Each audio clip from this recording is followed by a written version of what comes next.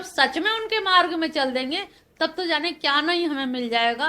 फिर तो ये सारी चीजें सांसारिक लोलुपताएं बहुत छोटी होती हैं।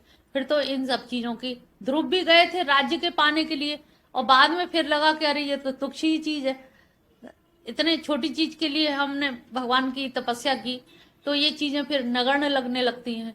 तो जो उस मार्ग का राही होता है तो वो आचार्य की सेवा करेगा।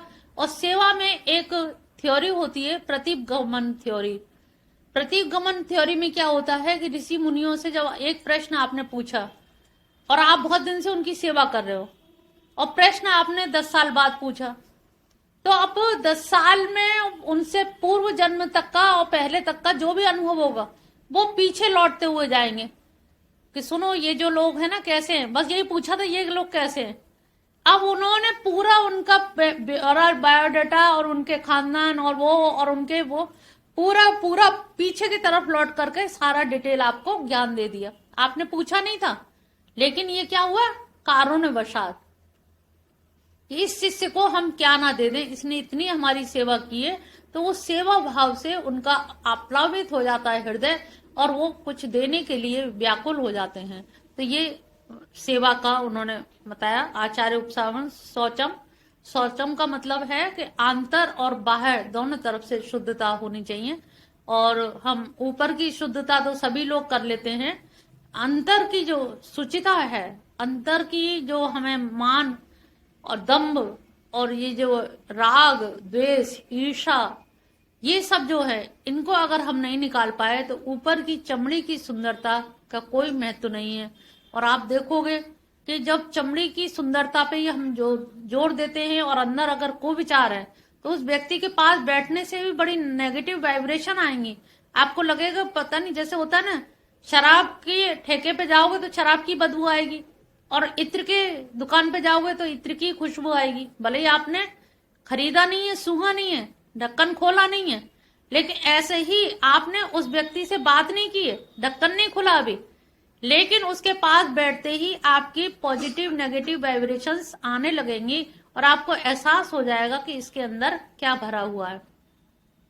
अगर कोई शुद्ध व्यक्ति, शुद्ध हृदय का, अच्छे विचारों का व्यक्ति है तो आप स्वतः ही आपका मन करेगा कि इनसे बोला जाए, कुछ पूछा जाए, इनसे कुछ बात की जाए, बात करने का मन करेगा।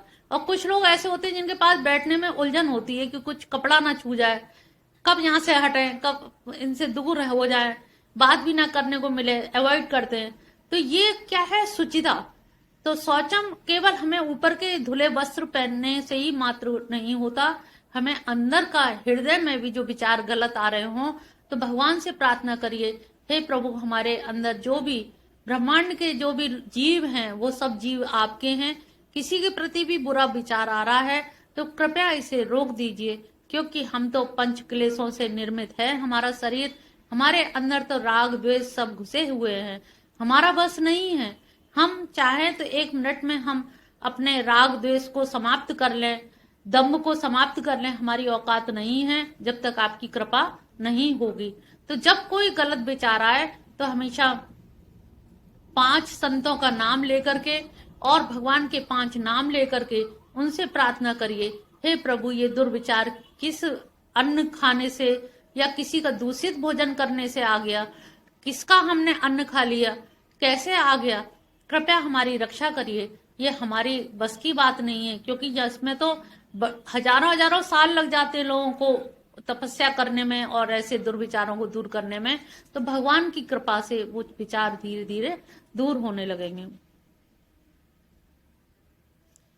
स्थैर्य सदमार्ग में प्रवर्त पुरुष की तदेक निष्ठा। अब स्थैर्य में क्या होता है कि जब कोई ब्रह्मचारी या कोई भी जब करता है, तपस्या करता है, अब आप ही लोगों को लगता होगा इतने दिन से मिशन में आए हैं, कुछ हुआ तो है नहीं, कुछ होता यहाँ तो कुछ चमत्कार होता। उन्होंने कहा यहाँ चमत्कार के लिए बुलाया ही नहीं गया है, यहाँ तो तुम्हारे कल्याण के लिए बुलाया गया है कि तुम्हारा कल्याण हो जाए। यहाँ चमत्कार कोई जादू का खेल थोड़ी है, कृष्ण कोई जादूगर थोड़े ही है जो जादू का खेल दिखाएंगे कि देखो बजाओ बच्चे ताली कि जादू हुआ कि नहीं।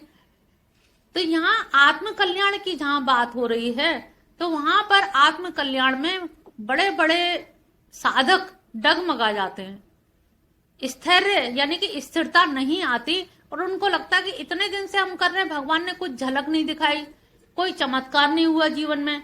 साधु संत कहते बड़े बड़े चमत्कार होते हैं, लेकिन हमारे जीवन में तो ऐसा कुछ हुआ नहीं, पता नहीं कुछ होगा भी कि नहीं होगा।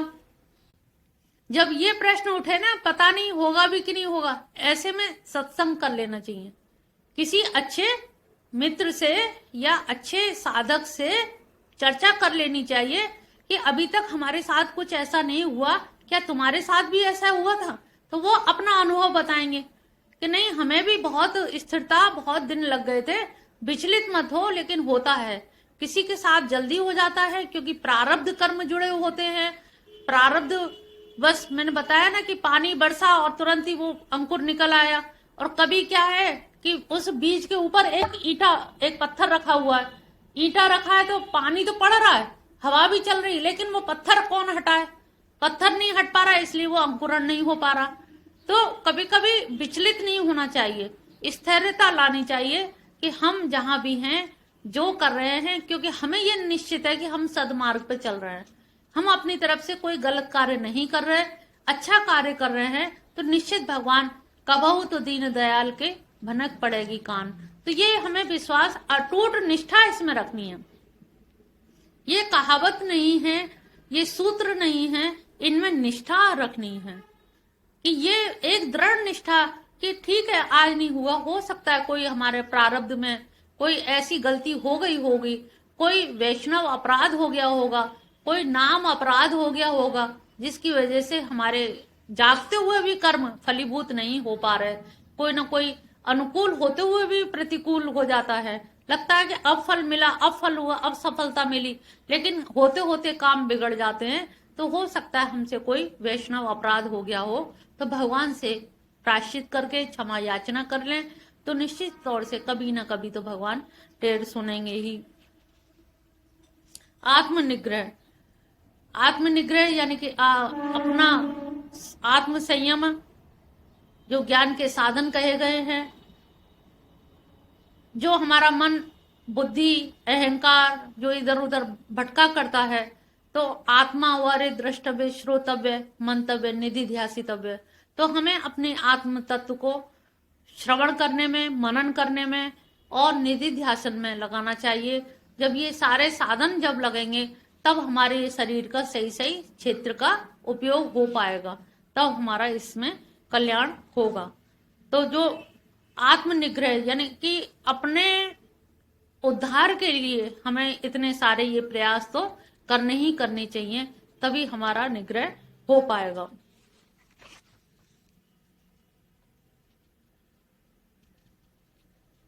आठवां श्लोक, इंद्रियार्थेषु वैराग्य अहंकार एव च जन्म मृत्यु जरा व्याधि दुख दोषानुदर्शनम। इंद्रियार्थेषु, इंद्रियों के विषय में वैराग्य, अहंकार का सर्वथा अभाव, जन्म मृत्यु जरा और व्याधि में दुख सुख दोषों को देखना।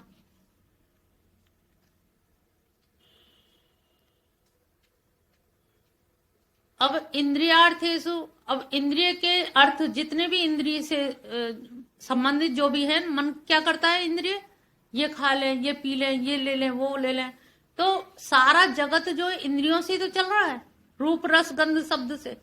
साड़ी अच्छी देख ली, मन भटक रहा है, लेके आएंगे अब की बार, तो इस बार जरूर ले लेंगे। तो ये जो इंद्रियां हैं, तो इनके जो अर्थ हैं, इनके जो विषय हैं, उनमें हमें वैराग्य लाना पड़ेगा। और वैराग्य कौन कोई समझाएगा? तो आप लड़ पड़ोगे, अच्छा कपड़े ही ना पहने हम, तुमने क्या समझ रखा है। तो हम किसी और से लड़ें, इससे अच्छा खुद से लड़ें कि भाई इसको करने से हमें मिलेगा क्या। हम इस अपने शरीर पर, अपनी इंद्रियों को संतुष्ट करने में लगे रहेंगे, तो हमारा ध्यान देह अभिमानी हो जाएगा। सारा ध्यान कहाँ पे आ जाएगा? देह पे आ जाएगा। और यहाँ पर हमें क्या करना है, इंद्रियों के जो विषय हैं उन विषयों में हमें वैराग्य लाना है, और वैराग्य लाएंगे तो अहंकार वृत्ति अपने आप ही शांत हो जाएगी। और अहंकार वृत्ति शांत हो जाएगी क्योंकि इंद्रियों को वस्तु दिलाने में अहंकार के पास जाती बुद्धि, और अहम वृत्ति ही आकार ले लेती है उस वस्तु का, और आकार ले लेती है, फिर वो जिद पड़ जाती है, अब तो हम लेके ही रहेंगे जैसे भी हो, जैसे तैसे करके, अब तो मानेंगे नहीं लिए बिना। तो ये जो अहंकार वृत्ति है, तो इस अहंकार वृत्ति को सबसे पहले शुरुआत में वैराग्य से समझा लो। जब शुरुआत में ही कहते ना कि फन कुचल दो शुरुआत में ही नाक का, तब तो सही है, लेकिन डस लिया तो फिर डस ही लिया, फिर आप कहीं कुछ करने लायक रह नहीं जाएंगे। तो यहाँ पर आपको वैराग्य लाना है। जन्म मृत्यु जरा ये जितने भी व्याधि में दुख दोषों को देखना। अब हमें जन्म हो गया, मृत्यु है, व्याधि है, दुख दोष दर्शनम, इनमें हमें क्या करना है, दुख का दोष दर्शनम।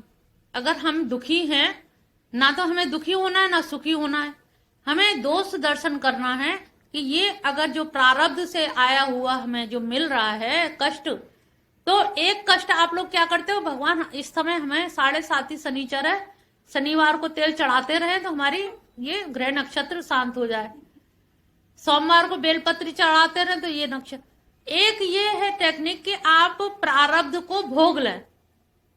शंकराचार्य ने कहा है कि प्रारब्ध भोगे बिना कटता नहीं है, वो दूसरे रूप में आएगा, अभी तो शांत हो जाएगा, वो फिर हो जाएगा। एक जगह की ऐसी घटना देखी कि एक वृद्ध व्यक्ति थे और उनको जन्म, उनकी मृत्यु ना हो, उनके पुत्रों ने बड़े बड़े तांत्रिक सिद्ध साधक बुला के यज्ञ अनुष्ठान और महामृत्युंजय जाप वगैरह बड़ा बहुत लार्ज स्केल पे अनुष्ठान किया। वो बच गए और हमें लग रहा था इनको नहीं बचना चाहिए, लेकिन उन्होंने अपनी उससे पैसे की बूते पे बचा लिया। लेकिन कुछ ही दिन बाद ऐसा हुआ कि ये तो बच गए हैं, लेकिन शायद इनको कहीं दूसरी हानि ना उठानी पड़ जाए, और उसका वही हुआ कि 22 साल का लड़का चला गया। तो उनको, वो तो बचे हैं अभी, लेकिन वो युवा लड़का जो बिजनेस संभाल रहा था, और वो 5-10 मिनट में खत्म हो गया।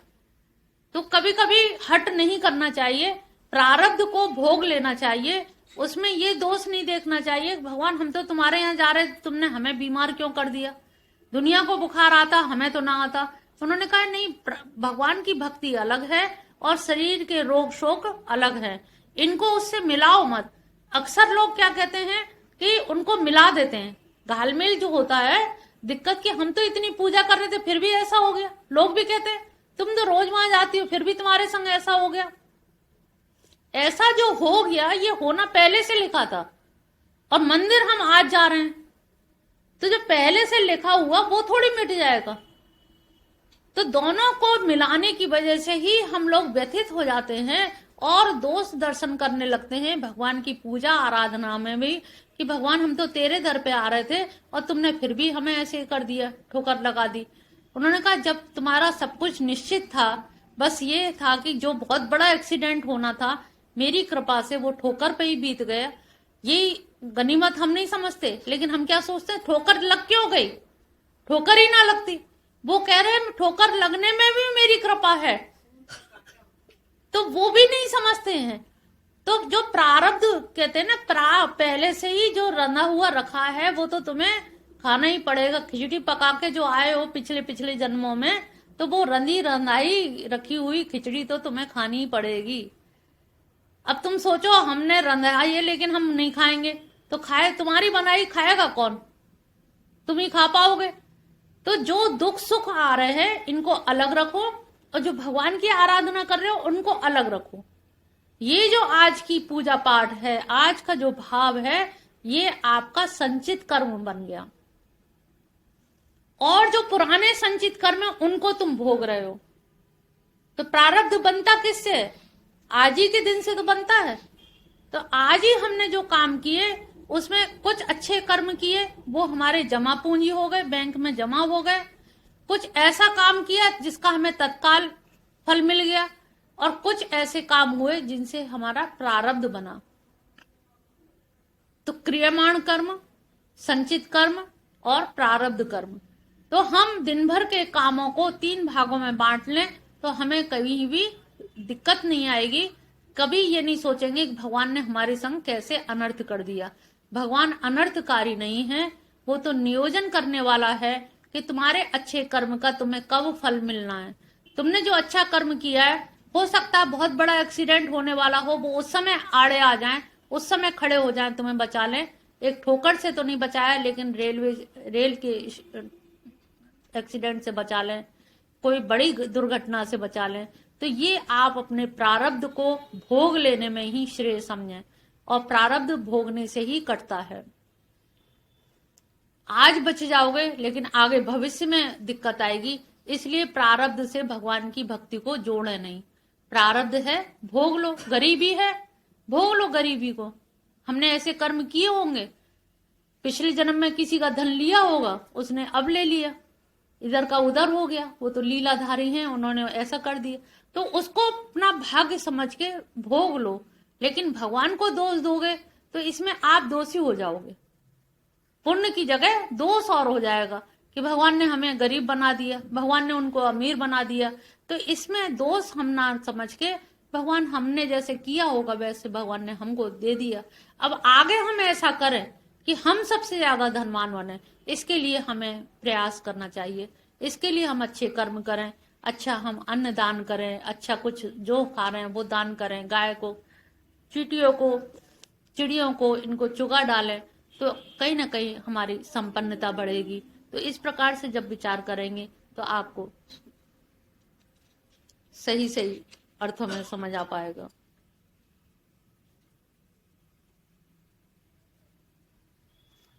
असक्तिरनभिसंग पुत्रोदारग्रहादिषु नित्यं च समचित्त्वमिष्ट नष्टोपपत्तिषु। स्त्री पुत्र पुत्रोदार ग्रह आदिषु। आसक्ति असक्ति, आसक्ति प्रीति का, अनभिसंग यानी कि अभाव, ममता का अभाव, नित्यम चा समचित्त, इष्ट अनिष्ट की प्राप्ति होने पर सर्वदा समाहित रहना। वही बात आ गई कि आपको इष्ट मिले या अनिष्ट हो, इन सब में आपको एक ही चित्त रखना है कि भगवान का जाप जितना हम रोज कर रहे थे उतना ही जाप हम नित्य करते रहें। ऐसा ना करें कि आज हमारा काम बन गया तो बहुत ज्यादा कर दिया, बहुत हमने लड्डू बांटे और आज नहीं बना तो आज उनको गाली की, अब कभी मंदिर झांकेंगे नहीं। ये भक्त के लक्षण क्या है, उसको सम होना चाहिए। इष्ट अनिष्ट जो भी हो रहा है, और जो हमारे घर परिवार, स्त्री पुत्र घर आदि में जो आसक्ति है उसका अभाव, और अभाव होगा तो उसकी हानि लाभ से भी आपको कोई अंतर नहीं पड़ेगा। जितनी जिसमें हमें आसक्ति है उतना ही हमें दुख भी होता है। कहते हैं ना, आसक्ति आसक्ति है लेकिन जा नहीं सकती। हम लोगों की आसक्ति आसक्ति है लेकिन जा नहीं सकती। आसक्ति अगर जा सकती होती तो आज हम लोग बहुत जल्दी पार हो जाते,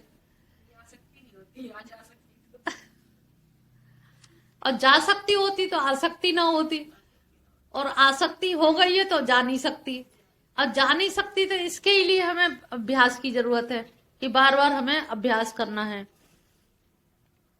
तो ममता का तभी प्रीति ना रहे। अब ये तो परिवार का तो इतना ज्यादा वो है ना कि मेरी आसक्ति तो इतनी बड़ी है। जैसे पिछली बार भी एक उदाहरण दिया कि एक जीटी रोड पे एक्सीडेंट हो गया, उन्होंने कहा अरे एक्सीडेंट हो गया। देखिए आपका कोई बच्चा तो नहीं है, वो औरत रोती हुई भागती हुई गई, गोवर्धन पूजा का उत्सव था शायद, रोती हुई गई और थोड़ी देर बाद वो हंसती हुई लौटी। अरे वो किसी और का था, हमारा नहीं था। इतना अंतर पड़ गया, मेरा और तेरा। मेरे में आंसू और तेरे में हंसी आ गई। अरे हमारा नहीं है।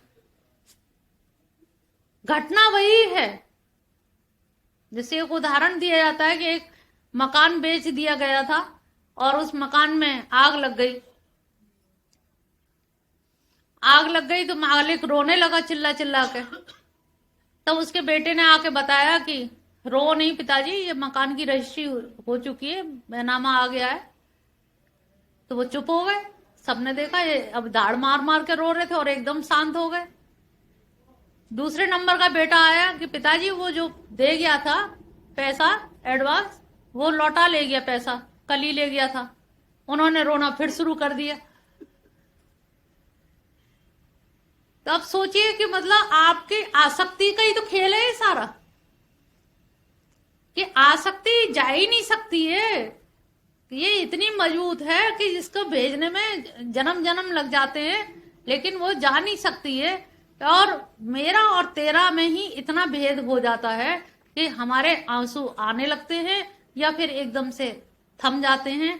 तो ये आंसुओं को कैसे खबर लग जाती है कि ये मेरा है कि तेरा है, क्योंकि अंदर जो संघात है ये सब एक दूसरे से ऐसे जुड़े हुए हैं।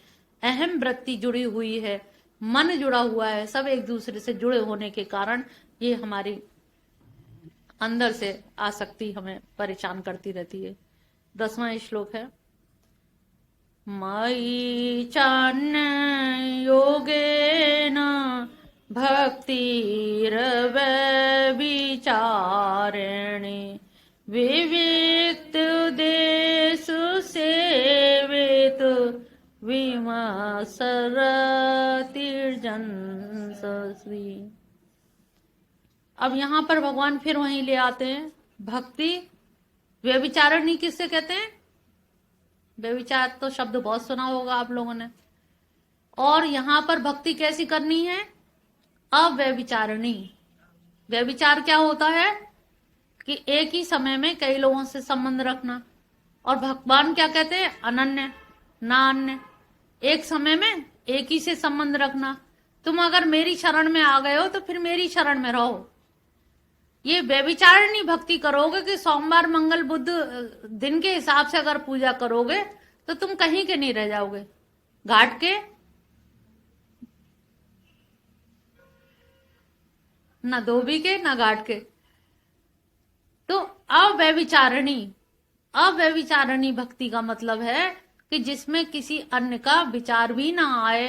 क्योंकि कहते हैं ना कि पतिव्रता पत्नी के लिए अगर सपने में, कल्पना में, विचारों में किसी पर पुरुष का भी ध्यान करती है, नाम लेती है, स्मरण करती है, तो वो भी व्यभिचार ही हुआ। मानसिक रूप से व्यभिचार हुआ, वैचारिक रूप से व्यभिचार हुआ। तो यहाँ अगर हम मन से भी किसी और का ध्यान करते हैं तो वो भी व्यभिचार ही माना जाएगा। तो अव्यभिचारिणी भक्ति के लिए नारद भक्ति सूत्र में भी बहुत कहा गया है। और नारद जब भगवान के लिए बैठे कि भगवान मैं किस देवता की पूजा करूं, किसकी भक्ति करूं, मेरे समझ में नहीं आ रहा किसका ध्यान करूं, तब आकाशवाणी होती है, ना आराधितो हरि तपसा, आराधितो हरि तपसा तत किमा, अंतर्बहि हरि तपसा तत किमा, ना अंतर्बहि हरि तपसा तत किमा। जिस व्यक्ति ने भगवान कृष्ण की उपासना कर ली है उसे किसी और की उपासना करने की आवश्यकता नहीं है। प्रेमानंद जी तो दावे के साथ कहते हैं कि किसी की भी उपासना करने की आवश्यकता नहीं है अगर आपने राधा कृष्ण की कर ली तो। अगर अंदर हृदय में कृष्ण नहीं है, फिर आप लाख देवी देवताओं की उपासना करते रहे तो वो उपासना नहीं मानी जाएगी। ना अंतर वही हरि तपसा।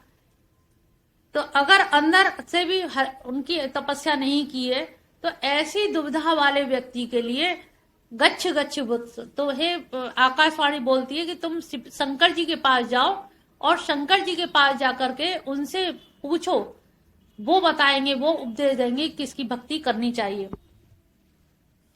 भगवान कृष्ण ने नारद भक्ति सूत्र में सबसे पहले ब्रह्मा जी को उपदेश दिया।